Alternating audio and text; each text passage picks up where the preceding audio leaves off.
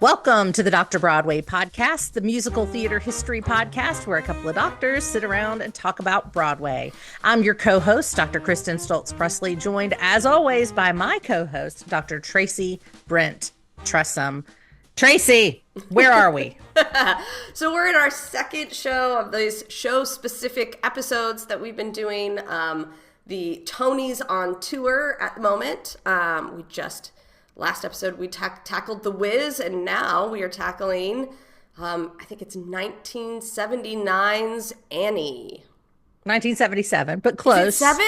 It's 77, believe it or not. And so, Tracey, I've already made a mistake today. This is where we are.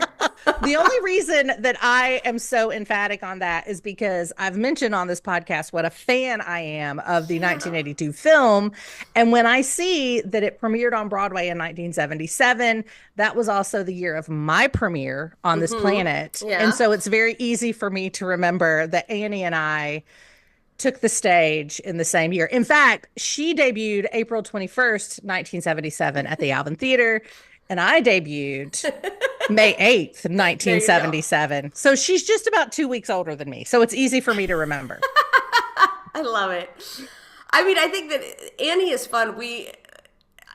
I just keep looking at all the notes that we compile for these episodes and thinking that these ones were going to be so much shorter, but y'all, the two of us have a lot to say about Annie because I think that it was very, very formative in probably both of our lives and in kind of a direction that we took. I think, Annie was the first probably musical that I ever listened to. And it was because my grandparents had it on an 8-track. And that's how I listened to Annie, was on an 8-track. And, I love that. I could, before the cassette tapes and, like a brick that you would slam into the car. Yeah, exactly. Yes. I'm old enough to remember that. So it was a big deal. Before we jump into that, I want to do two things. I want to do two small little either shout outs or segments, as it were. First, you just got back from Broadway Con. I did. And I will tell you what, this is my third time to present at Broadway Con. I presented in 2017, my work on Dorothy Fields. In 2018, I did a lecture called What's So Great About the Golden Age. And then this year I was invited to be a part of what's called a theater library panel. So it was me and 3 other authors who have new books coming out or have recently released new books. And we got to talk about the process of writing those books and what they were and where people can get them. And it was moderated by Charles Kirsch of the Backstage Babble podcast, if you're familiar with that one. So it was a great honor. It's always a thrill to go out and talk to people who love musical theater as much as I do. And I was able to connect with some younger folks, which I'm saying is a 1977 person, some folks who are interested in pursuing a career in theater history. So that was super exciting to hear and to connect with them and to be able to, hop on some Zoom calls with them and give them some pointers as to how they can start off in this career. So we have alluded to the fact that we're kind of the first generation in a lot of ways. There were a handful of writers, and God bless them. I'm so thankful for their work. Prior to, the early 2000s, but nothing, no big structure for capturing the history of musical theater prior to then. And so I am so excited to see, by way of Broadway Con, that there are others who are wanting to take up this mantle as well. So it was very exciting. Thank you for mentioning that. So next year we'll see if you go back, and we'll send friends from our podcast. Yes, I would love that to meet and all of that. All right, so here's a special segment for today. We're affectionately calling this "Trust but Verify the Excited Historian." This is something I do in class. We always, when you're talking off the cuff, you're always going to make a mistake, and obviously we're several episodes ahead of when these are posting, and found a big guffaw that I did in episode 3 of all things, where I decided to tell everyone that the Dream Ballet was Curly's dream and not Laurie's dream. I know it's Laurie's dream. I misspoke, and I apologize for that. But I think that's what's kind of fun about this. So we wanted to make sure that we had kind of a standard framework for going back and being like, oh, we totally missed the mark on that one. Because that happens, right? And we talk about that a lot, about how, you want to trust, but also verify, because historians are often wrong as well. We are indeed. And Tracey, I remember the moment when you said that, but this is how much I trust your work. I was like, well, I always thought it was, Laurie's ballet. Maybe there's something I don't know. I assumed the problem was with me and not you. That's how much I trust your work. And it literally wasn't until I had to re-listen to the episode that I was like, what was I thinking? And I mean, like, the point I was making still stands. It was just that I got the character messed up, and I was like, what?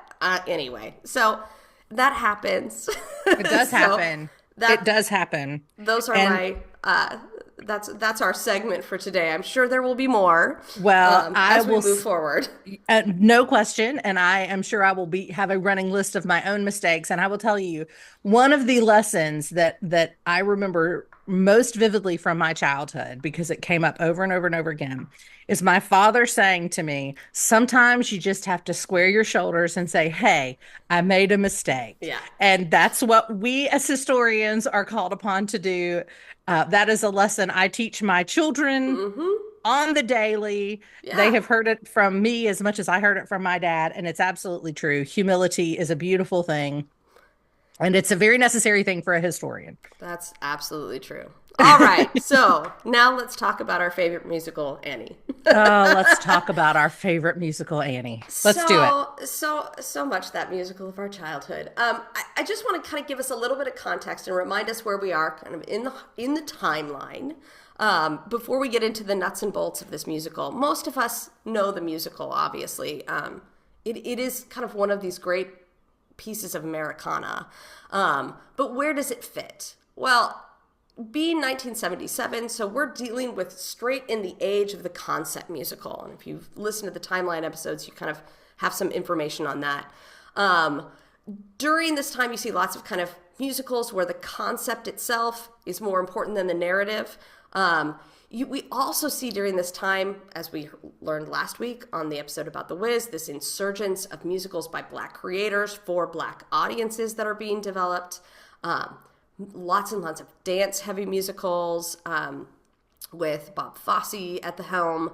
But really, really, what I want to highlight at this moment is that a lot of these concept musicals, dance musicals, all of them, just a very, very heavy tone of questioning throughout.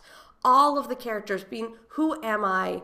What am I doing? I mean, if you sit back and look at Chorus Line, what the opening kind of inciting incident, right?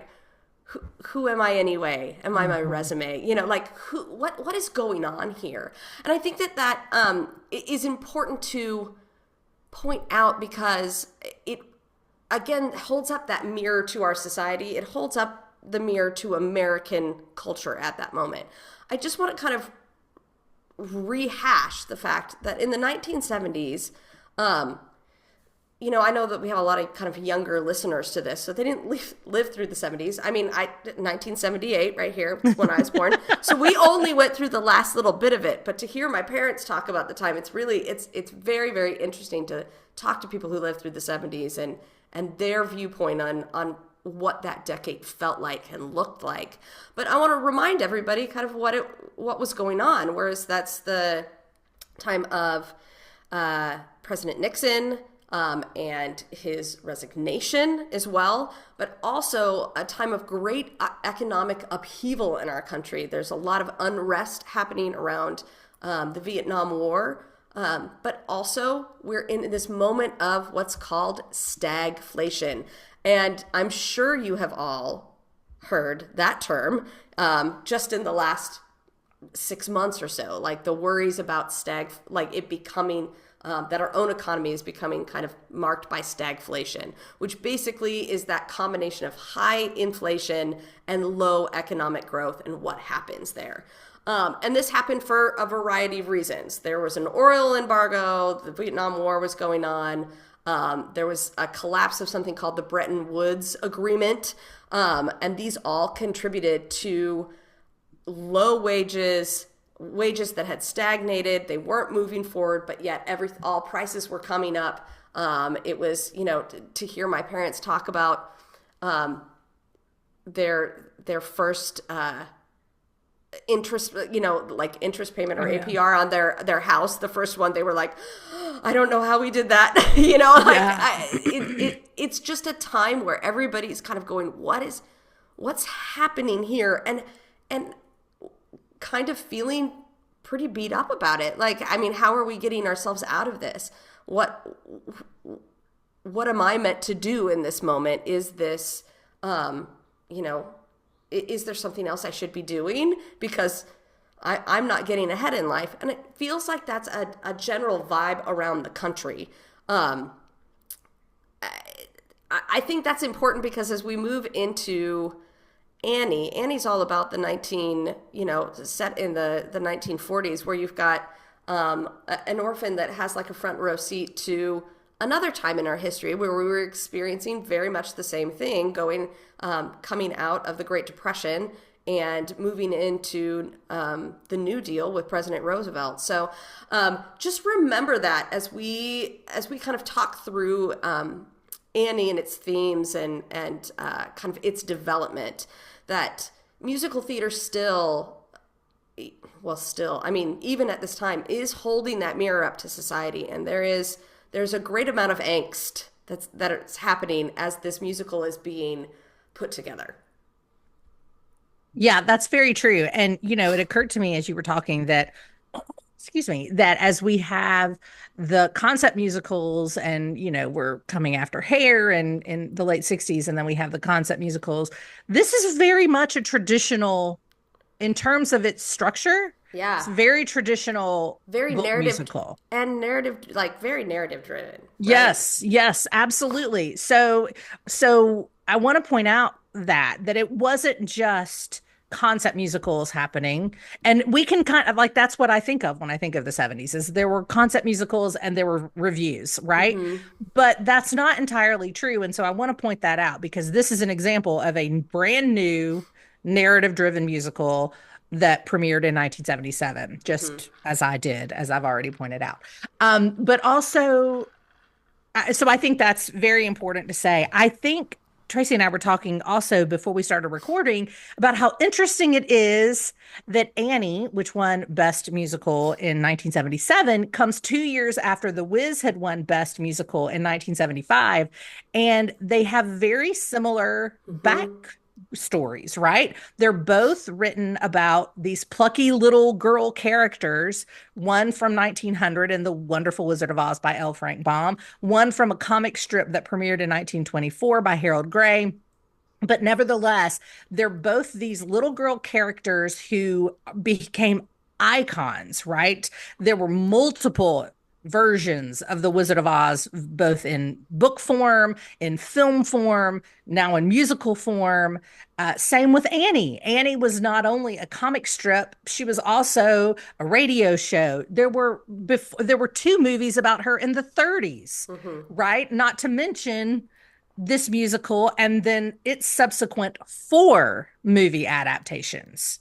So it's very interesting to see these common denominators between Dorothy and in The Wiz and Annie in Annie, because I'd never thought about those two until we layered The Wiz and Annie right on top of each other in terms of our episode order. So I think that's really interesting. Yeah.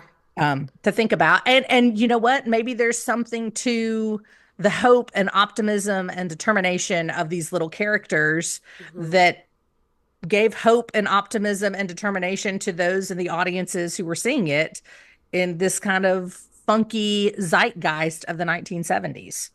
And weird that they're little girls, not little boys. Yeah. Which is what I would probably expect a little bit more. Right. Like an Artful Dodger kind of character. That all of a sudden we're changing that. Yeah. There's a lot of people who do literary analysis or, around Annie and compare her to the work of Charles Dickens and that Artful Dodger and that these two characters are very, very similar in what they're trying to accomplish, right? For society at large. Right. And even the creators of Annie talked a lot about how Dickensian that original comic strip felt. So, Yeah. without further ado, let me dive into that comic strip that launched it all. All right. So, as you are probably aware, Annie started its life as a comic strip called Little Orphan Annie, which premiered in 1924. It was initially, well, it was always drawn by, well, initially drawn, but initially meaning for the first 40 some years of its existence by a man named Harold Gray. It premiered in the New York Daily News in 1924, and it was incredibly popular. Now, it was always very political in nature. What's Hmm. interesting, and I didn't know this until I started researching the show, is that they never taught, we think of New York City as so synonymous with the telling of the story. But in fact, New York's not in the Yeah. comic strip. They sometimes reference Metropolis, Yeah. so kind of like, Superman. Yeah. But there's no mention of New York Hmm. in the comic strip. And we'll get to why that was chosen as the setting when we get to the creators of the musical. But at this point, there's no New York in Little Orphan Annie. There's Metropolis, there's Annie, there's Daddy Warbucks, and their encounters very politically charged. Um, Hmm. as we go through the 30s and 40s and all that's happening in the world there. At one point, this comic strip ran in 500 papers. So it was a big, Yeah. massive hit. There were millions of loyal followers, people who did not miss this, who made sure that they got to see every edition of Little Orphan Annie. It spawned a radio program. In Yeah. fact, if I'm not mistaken, is that radio program not featured in A Christmas Story? Doesn't Yeah. isn't that the one? Yeah, I That's thought the it was one. Little Orphan Annie. Little. Yeah. And He she's the has one the who says, "Don't forget to decoder. drink." Yeah, yeah. Don't forget to drink your Ovaltine. And Drink it's your like, Ovaltine. what? So exactly. Well, A Christmas Story wasn't made until the early 1980s. I imagine that the reason they went with Little Orphan Annie was because Annie was very hot Yeah. in the early 80s, late 70s, early 80s. So I imagine that's why they brought that back. I don't know that. But at any rate, that does demonstrate for you, if you're familiar with that film, just how this had saturated the culture, right? This Little Orphan Annie, this little plucky, determined child, redheaded moppet, if you Yeah. will. So at any rate, there were multiple film adaptations in the 1930s. Believe it or not, there were two different films based on the comic strip in the 1930s. And though, as time went by, of course, there was less and less demand for Little Orphan Annie, but nevertheless, Gray continued to draw new comic strips of Little Orphan Annie until his death in 1968. Obviously, it's not still running in 500 newspapers at this point. Hmm. Its popularity had dwindled somewhat, so it's not got the market share that it once had. But nevertheless, after his death, there was enough popularity that some new writers, his son being one of them, and then some other artists came in to draw new cartoons for a time. Then they ran kind of some greatest hits for a while that had been Gray's cartoons that they resurrected. And then finally in 1976, it's done, right? That's about the Yeah. last we see of Little Orphan Annie in terms of running as a comic strip. So that's 1976, but let me step back a little bit to 1970. So I mentioned that Harold Gray had died in 1968.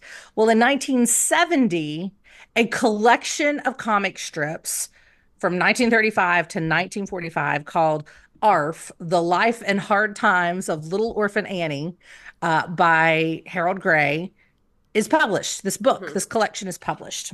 And there is a man named Martin Charnin who had done some work on Broadway, and he comes across this book in 1970, Christmas season, in fact, of 1970. So let me tell you a little bit about Martin Charnin before I go any further with that.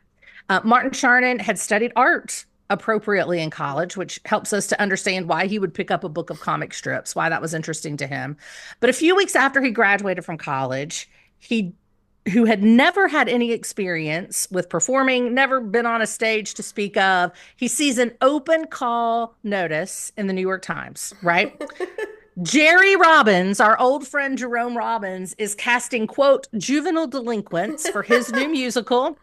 And for whatever reason, Martin Charnin decides, you know what? I have never been on a stage, never thought about being on a stage, but by golly, when I read juvenile delinquent, I think I can pull that off. That's And hilarious. so, isn't that great? And so he goes to an audition for West Side Story, and he is cast in the original Broadway production. Hilarious. How about that?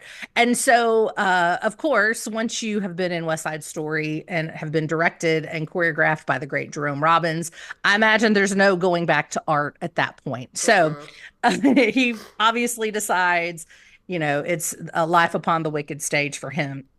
Next, he is in a show that runs just for a couple of weeks, and he is the understudy of Dick Van Dyke in a show called The Boys Against the Girls, in 1959, and that is how he meets composer Charles Strouse, who we'll come back to in a little bit. But they connect first. Strauss didn't work on this musical, but he did work with Dick Van Dyke on Bye Bye Birdie in the early 1960s. So I imagine the connections there are probably how they met, though I don't know exactly. I just know that it was at this point in time that the two of them meet and connect. Now, after he'd done a couple of shows on Broadway, Charnin decides, you know what? I'm not doing art and I'm not doing performing anymore. Now I'm going to write lyrics. Okay. And let me tell you something. He starts at the top. I'll be honest with you. He starts writing lyrics, and one of his first shows that he writes on Broadway is to music by Mary Rogers, as in the daughter of Richard Rogers, as in the lyricist or a composer rather of Once Upon a Mattress. So they collaborate on a show called Hot Spot. I guess Charnin made a good enough impression that Mary introduced him to her father. And then in 1970, Charnin writes the lyrics to Richard Rogers' music for a take on the Noah story, the biblical account of Noah and the Ark, a show called Two by Two, which, how about that? Then, as if he hasn't already had enough careers already, he's been an artist, an actor, a dancer, an understudy for Dick Van Dyke, a lyricist, and then he decides, you know what? I think I'm going to produce a television special. I think that's what's next for me. And so that's what he does. And in fact, he does so well at that that he wins an Emmy Award. I mean, is there nothing this man can't do? So this is where we are with Martin Charnin. And in fact, I mentioned that he had met Charles Strouse, the composer, who would later compose Annie, in the late 1950s, when he was working on Broadway, backing up Dick Van Dyke in that show, The Boys Against the Girls. Well, it is while he is producing this television special that one of the writers on the special is a man named Thomas Meehan, who had never worked on Broadway, but really wanted to work on Broadway. And that's going to become important in just a minute. So now I'm going to go back to Christmas of 1970. This collection of Harold Gray's comic strips, Little Orphan Annie, has just been published. And Charnin is ambling around the Doubleday bookstore on Fifth Avenue when he sees a copy of it. It's Christmas time. He picks it up to give as a gift. And he starts flipping through it. And he thinks to himself, this could be a great musical. This could be a really good show. Now, there is some precedent for comic strip musicals, right? We had already seen Little Abner, which ran for a very healthy 2 years in the mid 1950s. And in 1966, It's a Bird, It's a Plane, It's Superman, produced and directed by the Prince of Broadway, Hal Prince, and with music by our buddy Charles Strouse and his Bye Bye Birdie collaborator, Lee Adams, had premiered on Broadway. It was a flop. It ran for, a little over 100 performances, but nevertheless, there was precedent for writing musicals, and we're just a year removed from You're a Good Man, Charlie Brown, which was 1971. Yeah. Right? So this is not unheard of. It's not unheard of. It's not completely out of the ordinary that he would see a book about Little Orphan Annie and think, maybe there's something here. Again, as we said, you always think it's the first. Yeah. But it ain't usually the first. Not, yeah. Right? The first becomes just a naughty word, Exactly. Be very wary of that word if you are an aspiring historian. So at any rate, he reads this book, or he picks it up, and he thinks this could be something. And he decides he's going to keep it. He never gives it to the person he bought it for that Christmas. He hangs on to it. And it's a good thing that he did. Within a relatively short order, within a year or so, he had purchased the rights from the Chicago Tribune Company, who owned them at that point. Guess what he bought the rights for? This will blow your mind. Oh gosh. Okay. This was what, 50 years? I mean, almost 50 years.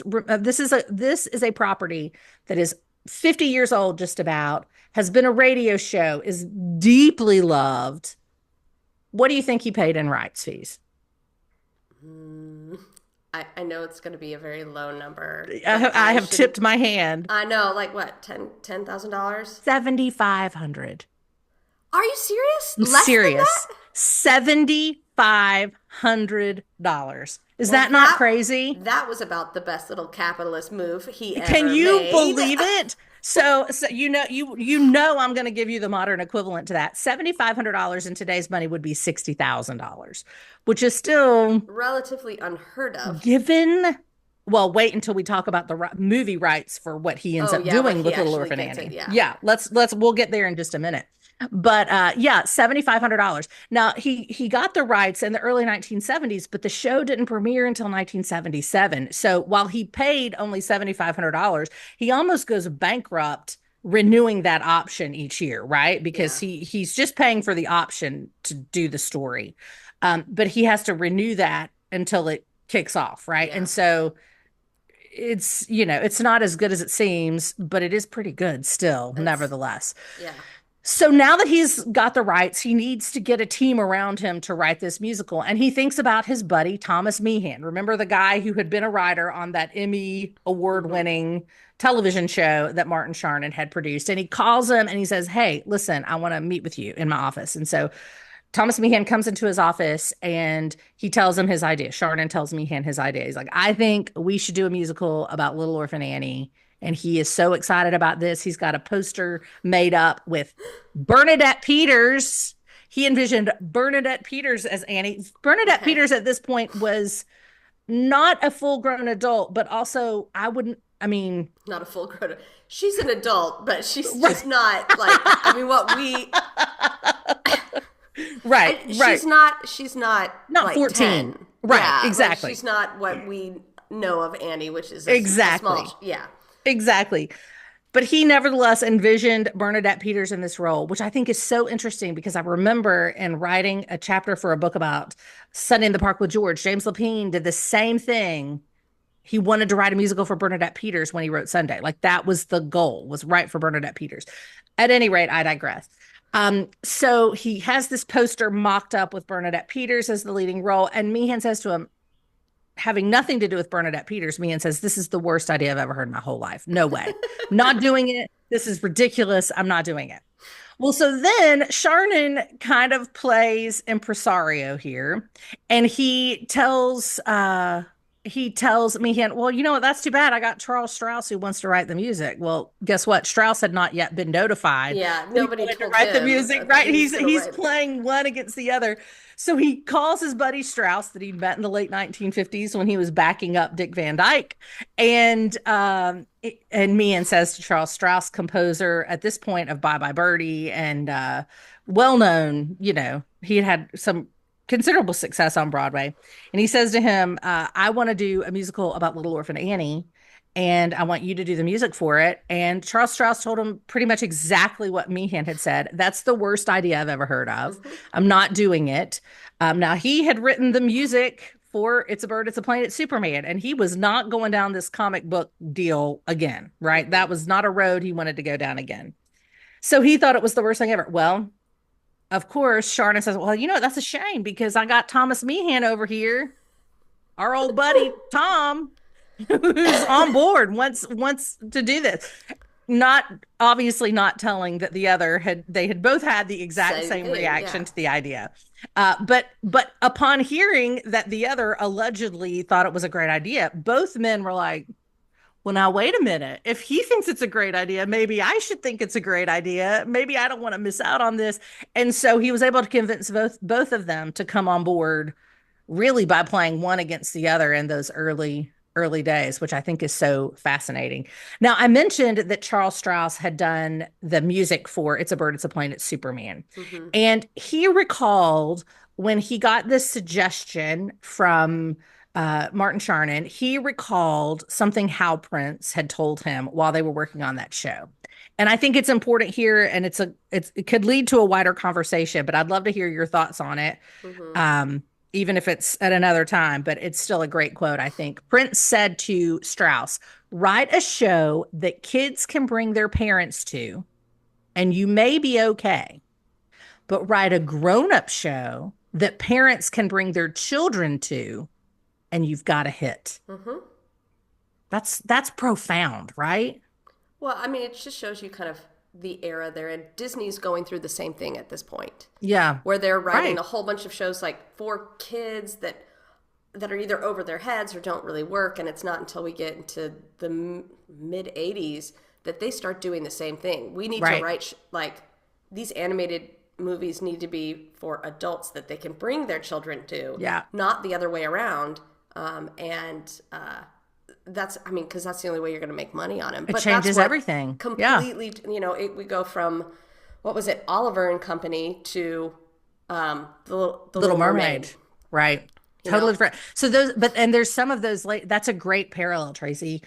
There's some of those 1970s Disney movies like The Rescuers and Yeah. The Fox and the Hound, which I remember seeing at the theaters as a kid, but Like they're The Black basically Cauldron? forgotten. Yes, The Black Cauldron. Which Yes. I've actually never seen. Like, Yeah, I my don't think I parents have either. wouldn't let me go see it. They were like, no, Yeah. we're not doing that. Yeah. Let's stay. But Little Mermaid, we all went to. Exactly. Exactly. I actually, a random little thing, and we'll do this when we get to more Disney musicals, but I actually was in the test audience for an early run of The Little Mermaid, and we watched it all in black and white drawings. It hadn't even been colored in yet. No way. Yeah, and then they did like a call and like a question and answer. They were asking the kids things, and they put all the kids up front because that's what the parents thought was going to happen. Yeah. Like they wanted the kids, reaction to it to kind of figure out what to do next. And it was interesting because I remember, I mean, I was in elementary school, but I remember thinking it was really weird that this guy from Disney kept walking around us and Yeah. talking to our parents. That is They wanted to interesting. know what the parents thought, That's- not really what we thought. They didn't care Yeah. what we thought. And I remember even as a little one going, well, that's odd. And it wasn't Right. until like I was in a poster panel with somebody who was writing about this, and I went, oh my gosh, I went to that. I was there.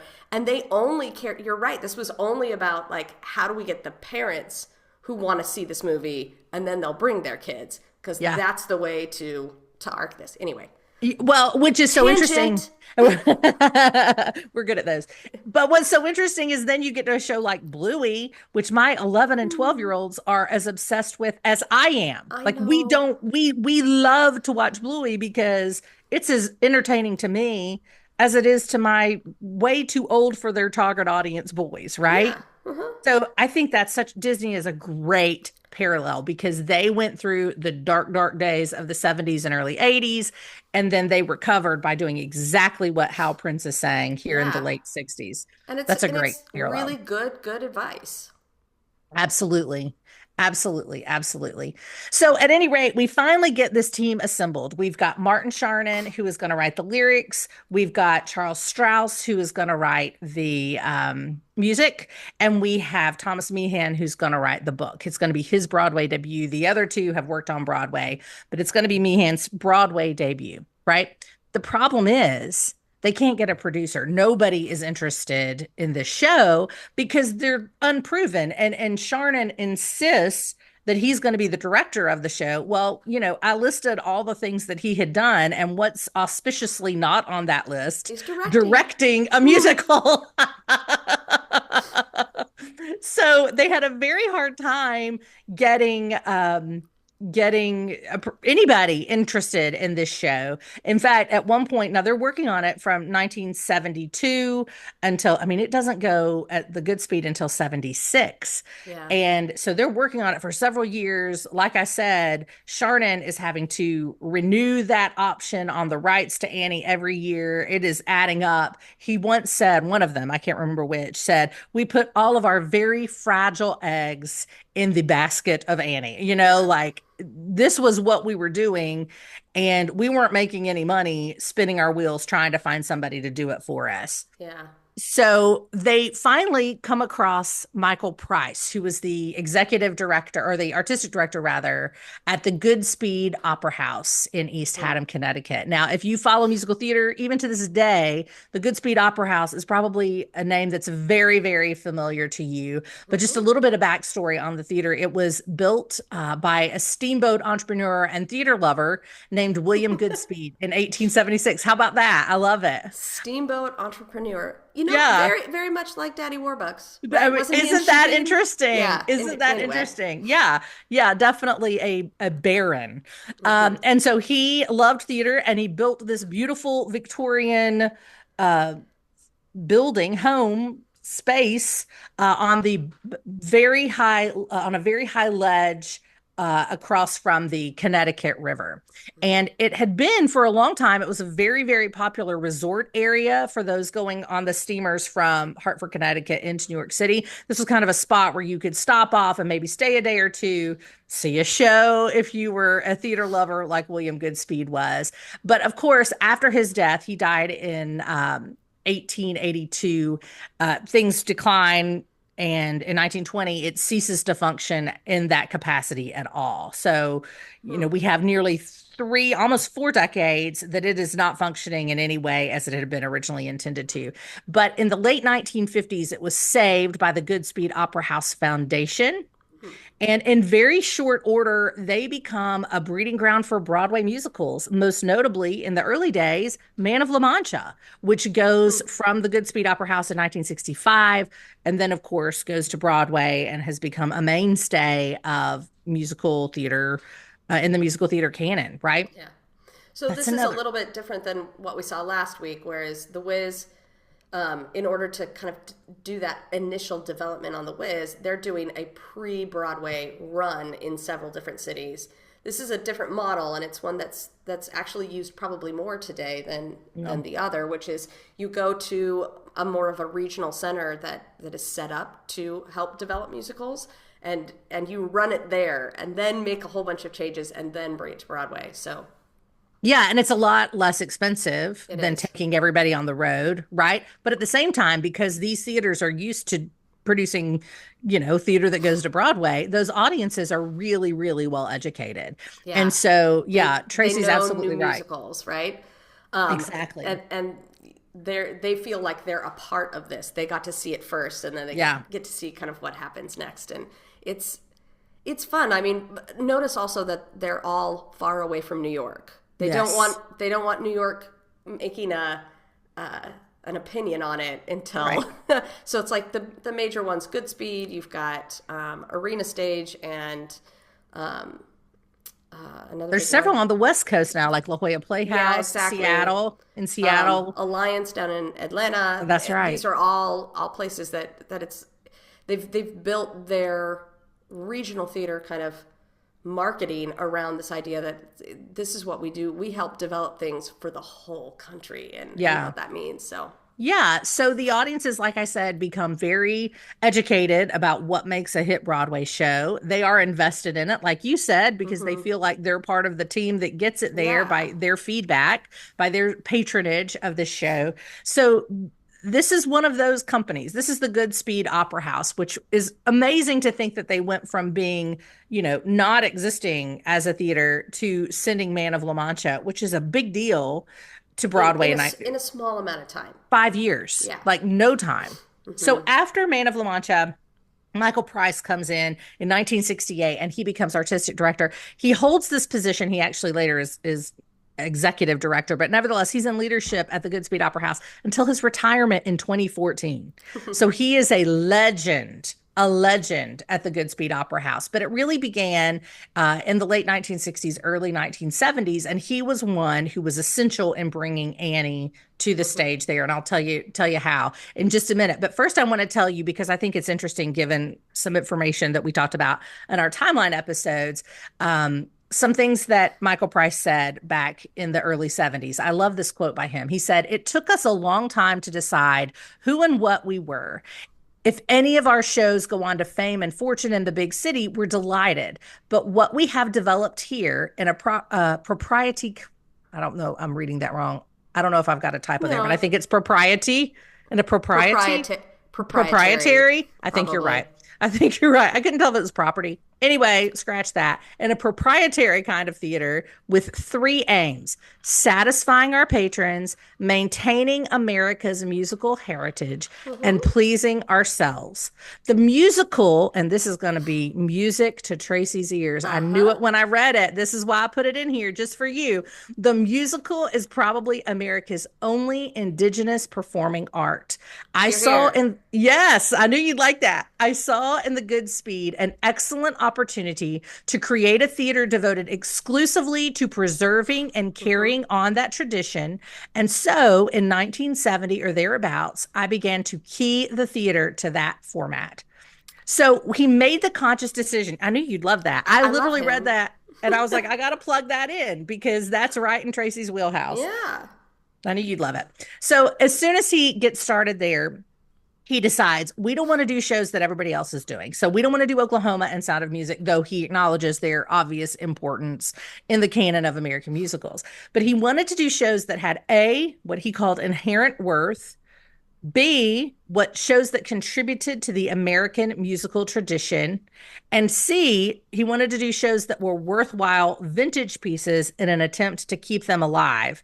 And so in the season prior to Annie's premiere in 1976, they had done Very Good Eddie, which was one of those Princess shows that Tracey talked about in a timeline episode. That one, of course, by Jerome Kern and Guy Bolton from 1915. But he wanted to show how important you need to dig into Michael Price. He's your guy. I know. He is your guy.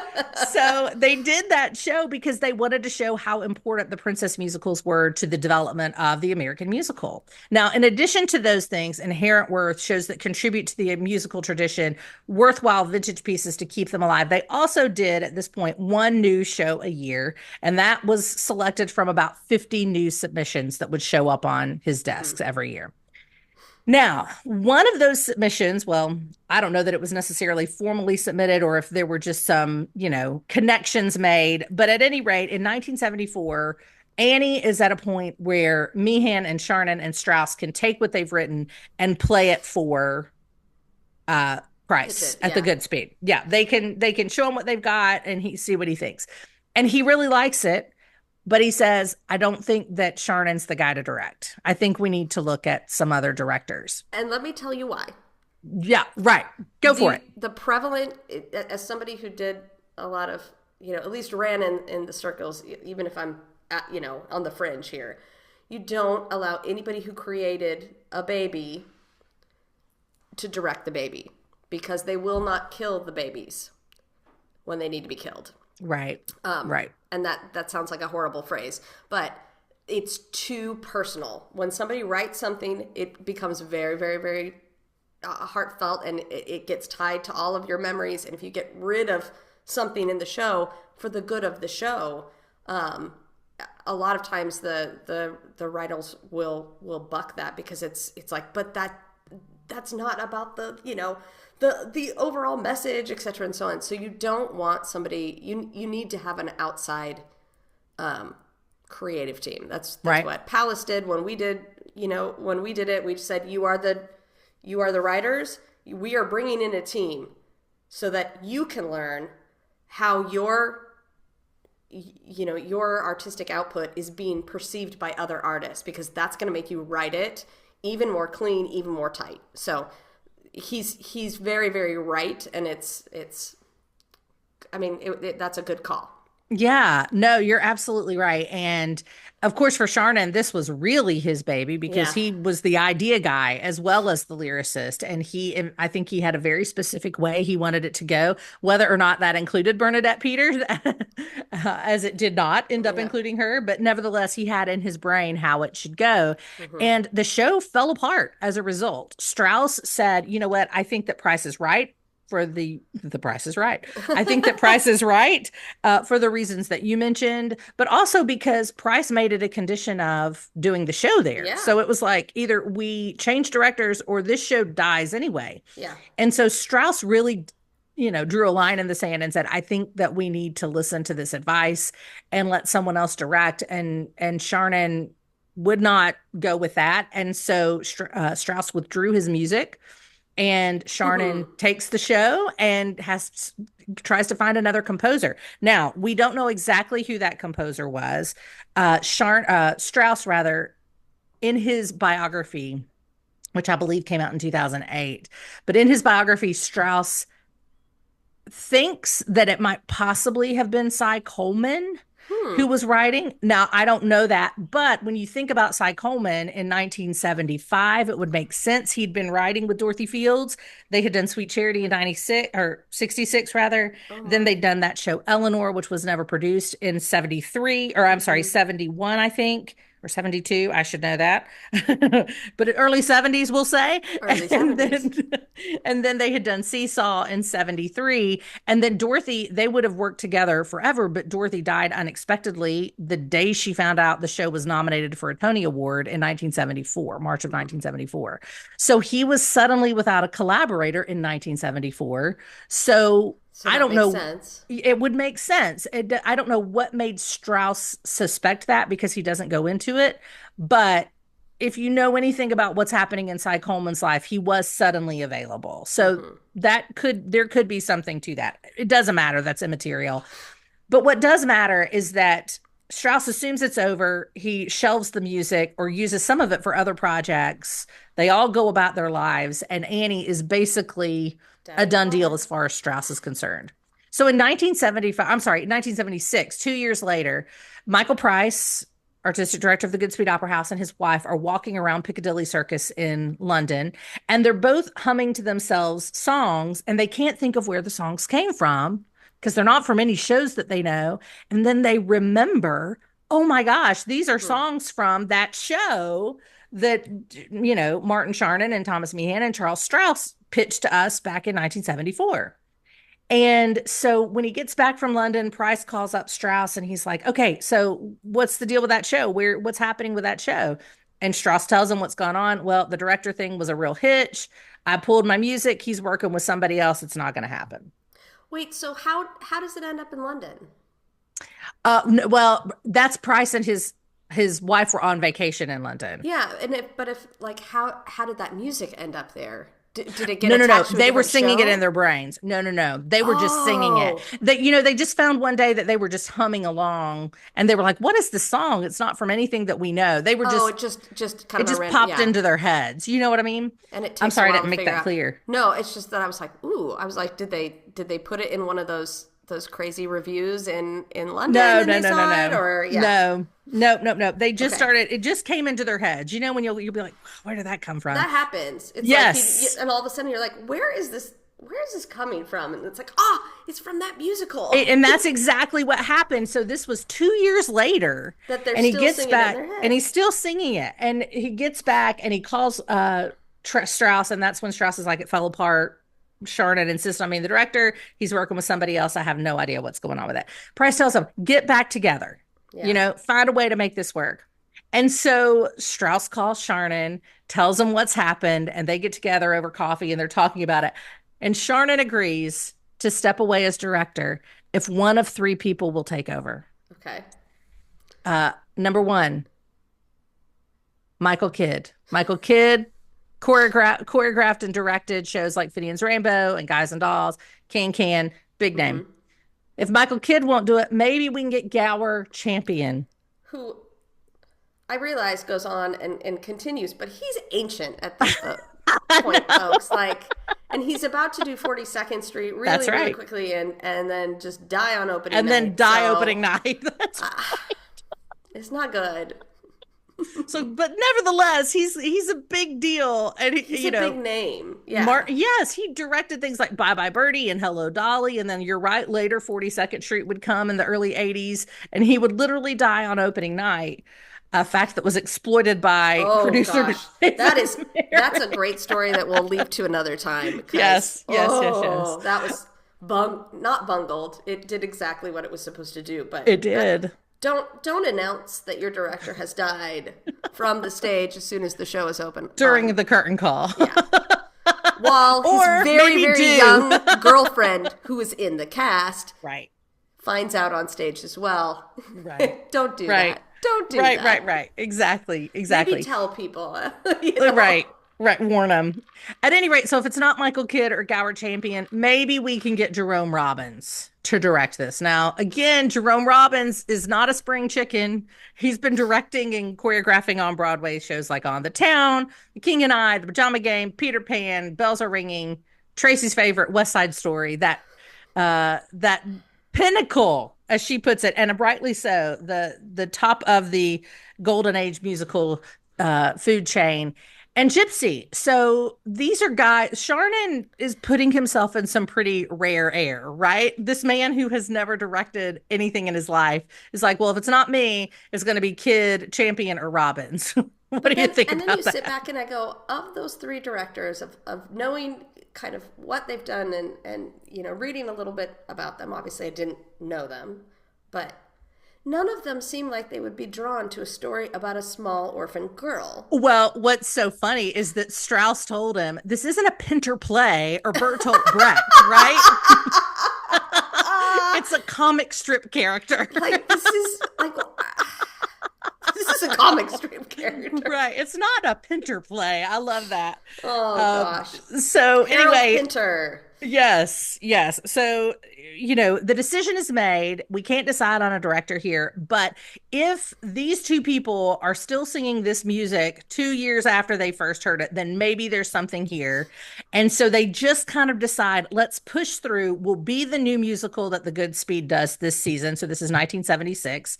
And we'll figure out the director thing later. Well, of course, as auditions go on, Sharnan becomes the director as they go through the audition process. It ends up working out. Yeah. And most of the directors are men, and most of them are not drawn to musicals about little girls. Very true. Very, very true. So they do a 10-week run at the Goodspeed Opera House, which starts in August of 1976.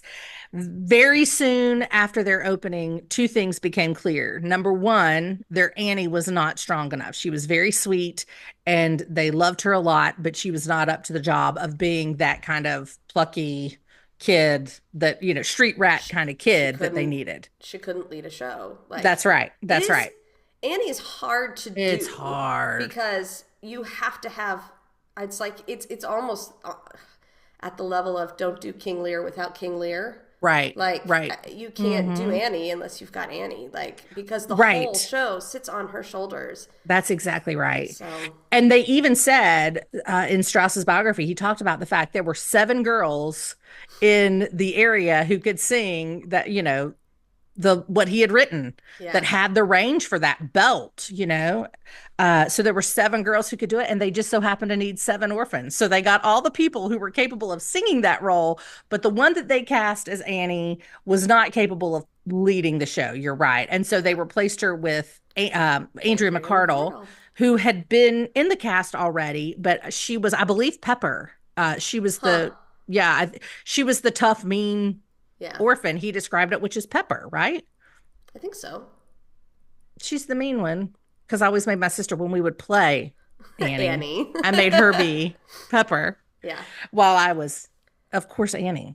Yeah. So at any rate, so Andrew McArdle steps in. The second thing that we find out is Walter Kerr, New York Times theater critic, there's a theater named for him now, comes and reviews the show, and he hates it. And he writes very extensively about all the reasons why he hates it.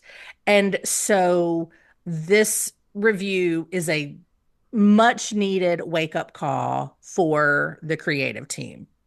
So Tracey, you want to talk a little bit more about? Yeah, there's an interesting kind of apocryphal story here. Again, these fun apocryphal stories that end up kind of, we chase them down as far as we can, but we don't really know, if they're true or not. But they seem to mesh. So I'm going to put that out there. I was talking. I had a friend who actually was the writing intern on Hairspray with Thomas Meehan, and he said that he went to lunch. They went to sushi together during the writing of Hairspray, and they were talking about Annie.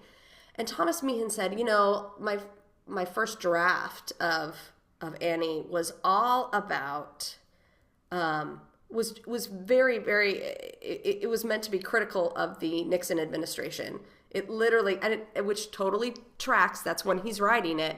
And his devaluing of gold, of the gold standard, and the falling apart of the international kind of monetary policy, and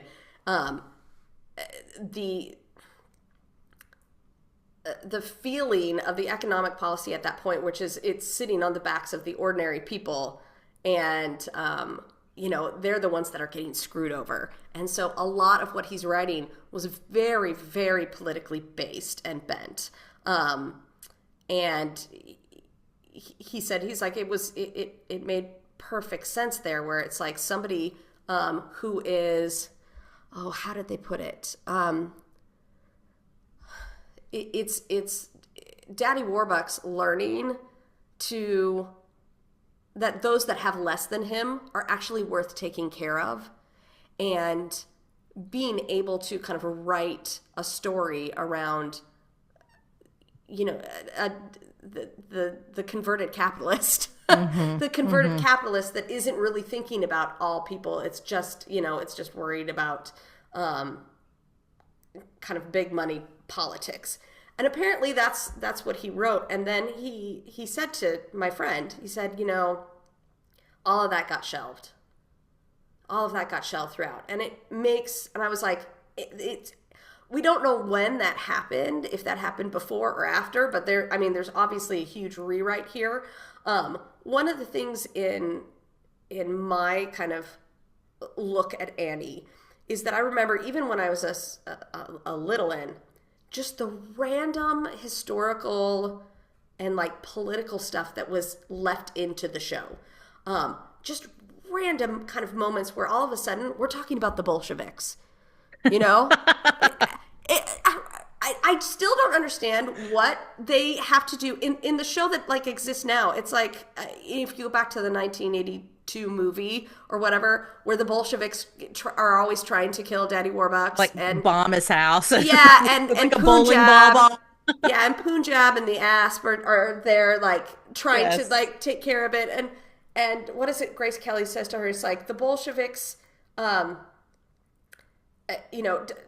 Warbucks is living proof that the American system works, and they don't want anybody to know about that. That's right. Now, Tracey, I'm going to stop you right there, because you said Grace Kelly, and I know you would want to. I know it's not Grace Kelly, it's Grace Farrell. Oh gosh! But before you listen to this and it wrecks your week, I just want to know that was one of those little moments where it was. No, thank you for that, Grace Farrell. Than your brain. So you're right. I don't know how Grace Kelly got in there, but it's the same. And I got her first name. There we go. That's right. Grace, That's the right. character Grace. So yeah. Right. Anyway, thank you for doing that. Of course. But yeah, so stuff about these odd mentions of the Bolsheviks. The New Deal as mistaken foolishness, and then having to be kind of converted, Daddy Warbucks being converted to a new idea of monetary policy and how we get ourselves out of this depression, et cetera, and so on. Lots and lots of stuff that's kind of left over in the script that just kind of feel like they come out of nowhere. Yeah, they do. And the only reason I felt like they came out of nowhere as a small one is because I had no idea what they were. I mean, Kristin said before we started talking, she's like, I just was like, I don't know what that is. Okay, keep going. And then there's me. I'm the weird one that's like, where are the encyclopedias? Because I need to know what a Bolshevik is. I don't know what that is. Like, what is going on there? And then it was like, oh, this is a political point that is being made in this point, in this era. And it's interesting to hear that, Care says like that what does he say about the New Deal? It's not kind of championed enough. It's not like right. It wasn't telling Meehan's story.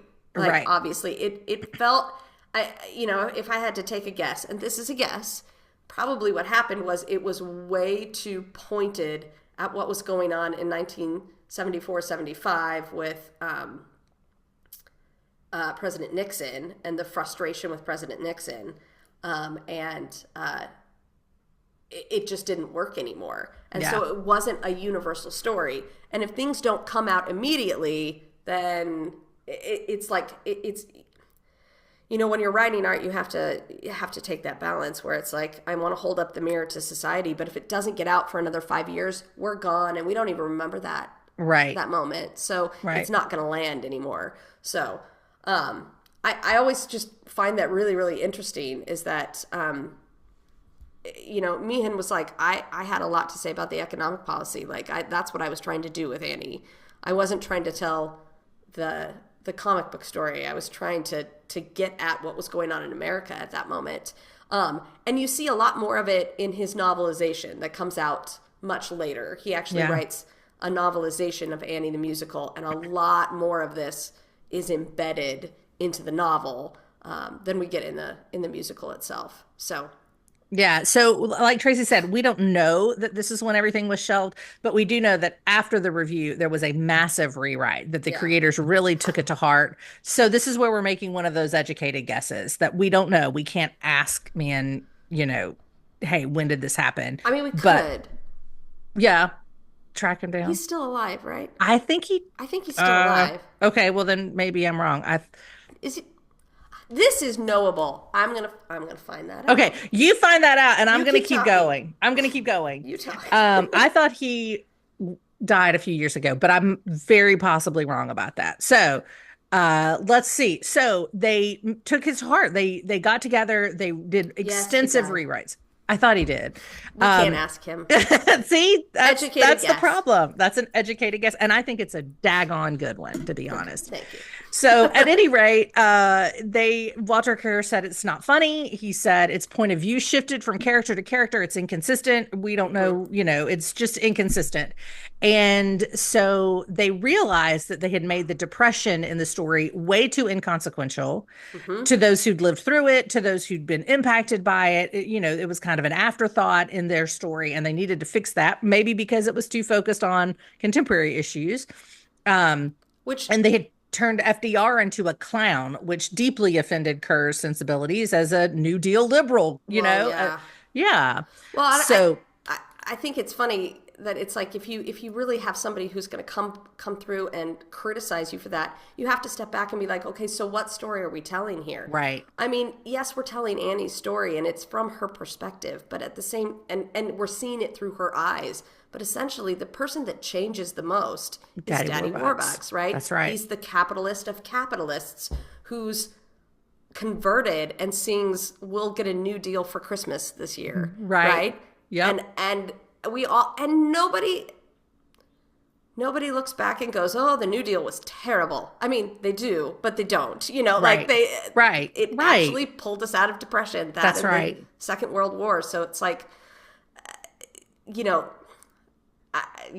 I just think that's what's powerful about it. It's making sure that the capitalist of capitalists has that primacy, and that's why you need the New Deal, because the New Deal everybody knows worked. Right. And what's interesting, and this just popped into my head as you were talking, is that we know that theater does not often hit when you were talking about contemporary issues contemporaneously, by which I mean it was too soon, probably, knowing what we know about other shows, for me to talk about Nixon as he was talking about Nixon, right? We need about, it was perfect timing to talk about FDR 30 years removed from the New Deal, That's like that the was her Crucible, 40. Yeah, right? exactly. Exactly. We Let's use cannot talk about something contemporary. I because mean, there are then it contemporary becomes plays, but political. that's right. Even if it's like, how do we embed this? So essentially, Meehan gets to do exactly what he was trying to do, Yeah. but he does it by, having the big capitalist, you know, baron, well, the baron, the robber Yeah. baron, basically Yeah, be of course. converted Right. to the New Deal, song and dance. So, Yeah, exactly. Okay, so everything changes. Not only does Annie change, Andrew McCardle takes over the role famously that she will later play on Broadway and then in London as well for about 40 performances, I believe. Um, and how that girl's voice oh my hung in gosh, there I can't begin to because tell you. this is also a time where Strauss is asking for a very, very different kind of vocal Yeah. pedagogy. Well, And like it's you a said, pedagogy, 7 girls could do it of and all there's a those that reason for that. auditioned. It's because Yeah. we were not teaching that at the time. And then the hastily put together pedagogy ruined a generation of voices. If you think about how many belting friends that you had in elementary school who then would go hoarse and just ruin their Right. voices and things like Yes. that. And it Yeah. was always the big caveat in doing Annie is like, okay, well, how many Annies are you going to go through I before, know. We're because gonna we have to didn't, triple cast it. and it hasn't been until the last 20 years or so that we've really created vocal pedagogy that's allowed that kind of belt singing in a healthy way. But it took a long time for the people that were teaching the belt and the people that were teaching kind of more operatic, which is Yeah. it was the standard of Broadway for years and years and years, and bring those together so that we can we can do that in a healthy way. But that's a story for another time. Yeah, but that's really interesting because I would never have thought of that. So I love that. Thank you. So everything changes. The show takes pretty much the shape that it ended up being on Broadway while it's at the Goodspeed Opera House in the late summer of 1976. And a friend of Strauss's comes to see it. This woman comes to see it. She and her husband are friends of Charles Strauss. And when she sees it, she loves it. She thinks it's a huge hit. So she calls up a buddy of hers. His name is Mike Nichols. Now, we talk about, Gower Champion and Jerome Robbins and Michael Kidd. Those are directors of musical theater. Mike Nichols was a director of contemporary plays. So he Yes. had done the plays of Neil Simon. And the plays of Neil Simon at this moment in time were red hot. So he'd done Barefoot in the Park and The Odd Couple and Plaza Suite and The Prisoner of Second Avenue. I mean, just one right after the other. Neil Simon's churning out these massive hits, and Mike Nichols is the guy who directs them all. But Mike Nichols wants to get into producing. And so when Mike Nichols comes to see it, he's like, you know what? I'm going to put some money in this and I'm going to produce it and take it to Broadway. So suddenly they had someone who could help them get their $800,000 capitalization, modern equivalent of about $4 million, by the my way. Gosh. $800,000. That's I it. know, isn't that wild? So they get Mike Nichols as producer, and that really played into the advice that Strauss had gotten from Prince about make a show for parents that they can bring their children to, because suddenly it's produced by Mike Nichols. Well, Mike Nichols doesn't do kiddie shows. Mike Nichols does Neil Simon plays, and so to see Mike Nichols presents Annie on a show card shortcuts to those who are in the know in theater that this is for adults, right? Yeah. And so it really plays right into his coming on board, really played right into what Hal Prince had suggested to Strauss all those years before. So in the early part of 1977, in March of 1977, the show premieres in Washington, D.C. at the Kennedy Center. It gets great reviews in its final form. And then it premieres at the Alvin Theater in New York on April 21st, 1977. Again, like I said, just a few weeks before I made my premiere on May 8th of 1977. And the show, like I said, was an $800,000 musical for the modern equivalent of about $4 million. And it was a massive hit. Even Walter Carr, who had reviewed the show at the Goodspeed Opera House, came back and reviewed it again, and kind of gave a mea culpa about how it had improved and how he had been wrong about it. And so, bygones were bygones. He was willing to admit where he was wrong, and to acknowledge his part in the changes that had been made, right? So the show wins 7 Tony Awards, obviously Best Musical, which is what landed it on this list. It wins Best Book for Meehan and his Broadway debut, Best Score for Sharnon and Strauss, Best Actress, Dorothy Loudon, who played Miss Hannigan. Interestingly, Dorothy Loudon had replaced Carol Burnett on a television show. And then Burnett, of course, replaced Loudon as Miss Hannigan in the film of Annie. Best Scenic Design for David Mitchell, Costume Design for Theoni V. Aldridge, and Choreography for Peter Gennaro. So big fat hit that runs on Broadway until January of 1983. Now, upon seeing what a big hit it is, of course, all of the movie companies are chomping at the bit. Like I said, we've already had 2 movie iterations of Little Orphan Annie in the 1930s, but we're ready to do another one. And so in 1977, December of 1977, Columbia Pictures wins the bidding war.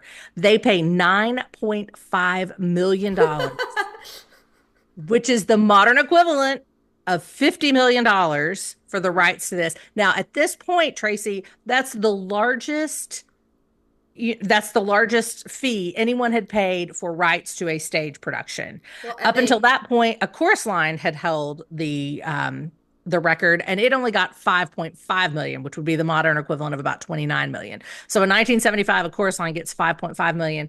In 1977, just 2 years later, Annie gets $9.5 million, which I think is a harbinger of the giant leap, the inflation at play in theater, not only in the cost of producing, but in the cost of securing rights, especially when you consider Sharnon had gotten the rights originally for $7,500. Yeah, I mean, and we're in a different kind of economic framework at that point, too. Yeah. But the funny thing is that, they showed this, they didn't put it out in the theaters, though. It was like a TV movie that they did. The Columbia Pictures? No, that was the 99. Oh, no, okay. Yeah. So this is the 80. This would be the John Huston 82. But when they actually showed it on TV, and that's what they used to do. Like you used to see it in the theaters, and then it would come, for a big like a special. Live. Yes. So that was right when everybody started getting VCRs.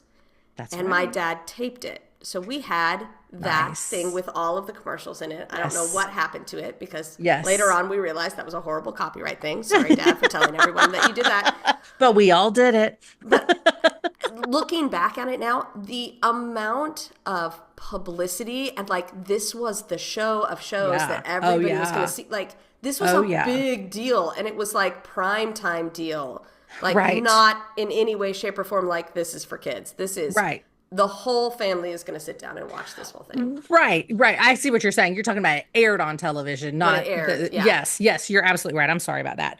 Yeah, so it did for, we now have the technology to do for musicals what the Cast album had done in Oklahoma, right? Suddenly we can do these big broadcasts. Now, we'd had television broadcasts for a while, and there had certainly been musicals on TV. Cinderella, Rodgers Hammerstein's Cinderella being one of the most famous of those. But you're absolutely right that suddenly we can not only see it on the big screen and then we can watch it on television, but we have a means by way of legal or not video recordings of the show that we can watch it all the time. And in fact, you were talking about your dad recording it off of TV. So we would rent our movies from this little spot in Anderson, South Carolina. And they noticed that I rented Annie so frequently as a 5-year-old child that the owner of the store said to my dad, if you get another VCR, you can record while this is so it was sanctioned piracy, right? Which I guess makes it okay.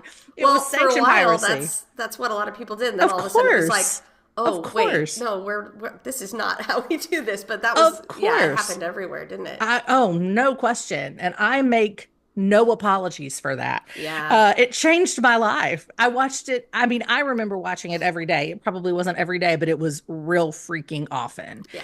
And so, at any rate, that film, which the creators of the musical really hated for reasons I won't go into because we have talked for so long I mean, already. yeah. This is a problem.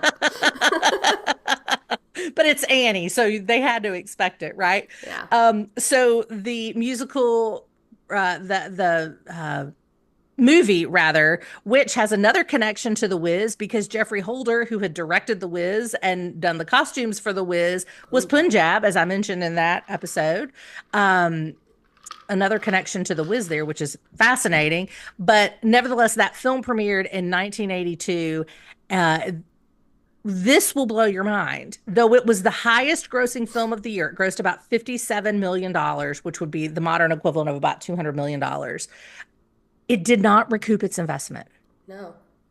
It would still be considered a flop, which breaks my heart because God knows I did my part. But I also am, I imagine that they had to have enormous income coming in from all of the auxiliary things like the Annie dolls and the lockets. And my best friend had the Annie shoes, which Yes. I was so jealous of. And, all of that merchandising that went along with it. Surely it made some money. Yeah. When they say it didn't recoup its investment, it's like, was it just ticket sales in the in the theaters, and that's it? Because I mean, obviously I don't have access to this thing that we taped off the TV, but it was like watching the Super Bowl commercials. Like the commercials on it were not just like, they weren't for kids. Right. They were like McDonald's was doing a big thing because they were showing Annie on TV. They probably had a Annie themed Happy Meal. Yeah.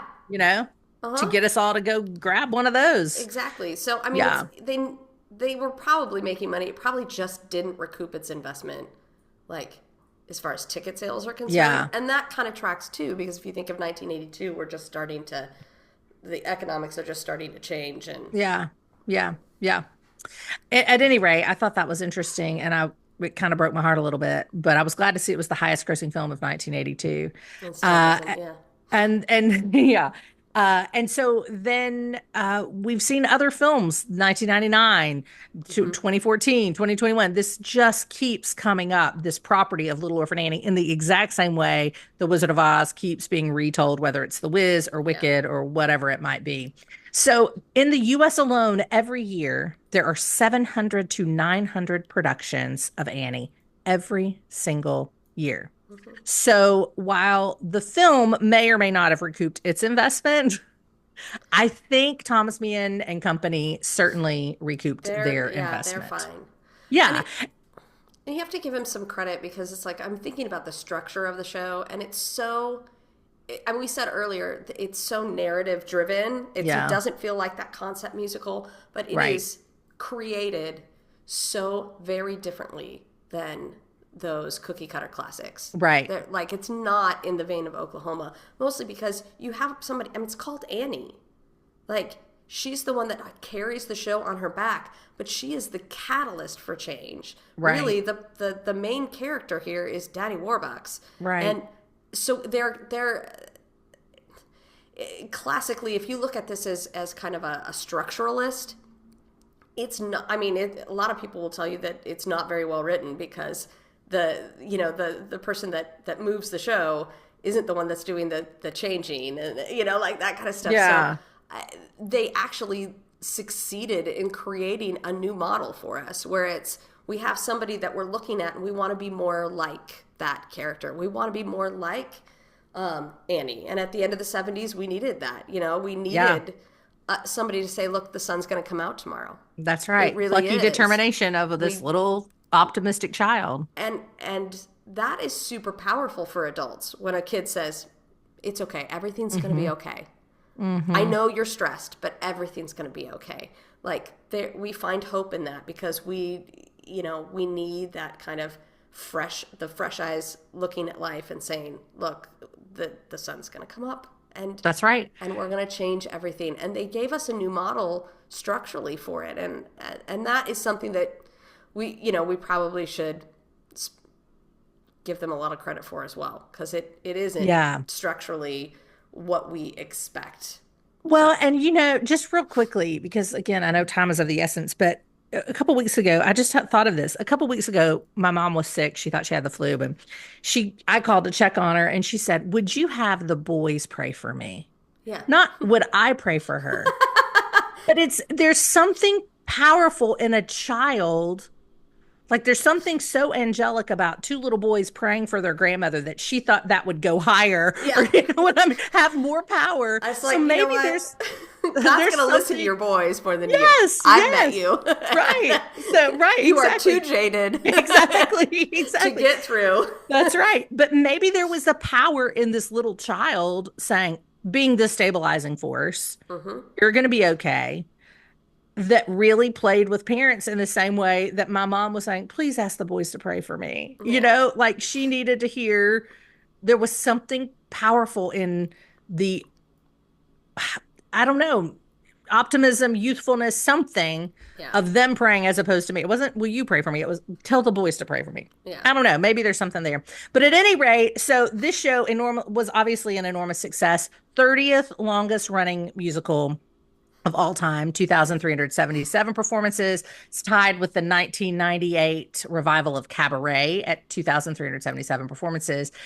There were multiple attempts at a sequel. And so while there were different movie adaptations, there were multiple attempts at a sequel. There was Miss Hannigan's Revenge in 1989 that played the Kennedy Center. There was Annie Warbucks in 1993 that played off-Broadway. Neither of them made a splash at all. And then there were Broadway revivals in 97 and 2012. Again, neither of them matched the success of the 1977 original. I do want to point out something that's interesting.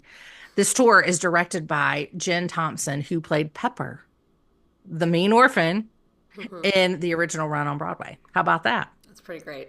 Yeah, pretty great. So there you have it. When you start seeing those names coming back around. And that's another connection to The Wiz with Shelley Williams, right? Yeah. Mm-hmm. Crazy. And she had played Dorothy in Dayton, Ohio, and then she's directing the tour. Yeah. It's cool. It's cool as we see these kind of these Broadway careers are actually coming full circle in a very different way than they used to. The first generation of theater practitioners were kind of like, oh, I just kind of grew into this. This just happened. And now we have people being like, I saw this when I was 5. And from then on, all I wanted to do was musical theater. Like, right. And it's like, oh, right. That's where this comes from. So very interesting. Yeah. Well, Tracey, do you have anything to add? Because I feel like we have said so much. This is probably going to end up being our longest episode, and you'll just have to forgive us if you're actually still listening at this point. I make no apologies for that either. This is, for the people of our ilk, of our time, this was a big formidable experience. Oh my gosh.